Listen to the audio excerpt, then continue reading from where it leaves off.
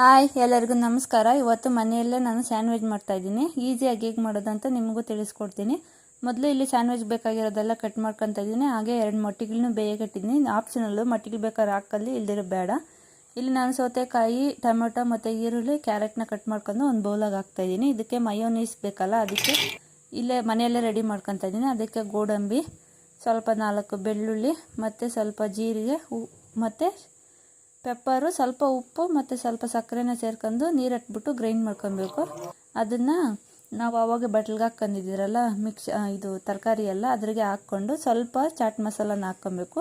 Chat masala ಹಾಕಿ ಚೆನ್ನಾಗಿ ಕಲಿಸ್ಬಿಟ್ಟು bread ಸ್ಲೈಸ್ಗಳಿರುತ್ತಲ್ಲ ಅದ್ರಿಗೆ ಒಂದು slides ಹಾಕ್ಬಿಟ್ಟು ಇನ್ನೊಂದು ಸ್ಲೈಡ್ ಮೇಲೆ ಮುಚ್ಚಿ, ಆಮೇಲೆ ತವಾನ ಕಾಯಕ್ಕೆ ಇಟ್ಬಿಟ್ಟು ಅದ್ರ ಮೇಲೆ ಸ್ವಲ್ಪ ತುಪ್ಪ ಹಾಕ್ಬಿಟ್ಟು ಆ ಸೈಡ್ ಈ ಸೈಡ್ ಬೇಯಿಸ್ಕೊಂಡ್ರೆ ಆಯಿತು. ನೋಡಿ ನಾನು ಇಲ್ಲಿ ಬೇಯಿಸ್ತಾ ಇದ್ದೀನಿ. ಟೇಸ್ಟ್ ಮಾತ್ರ ಸಖತ್ತಾಗಿ ಬಂದಿತ್ತು. ಒಂದ್ಸಲಿ ನೀವು ಟ್ರೈ ಮಾಡಿ, ನಿಮಗೂ ಇಷ್ಟ ಆಗುತ್ತೆ.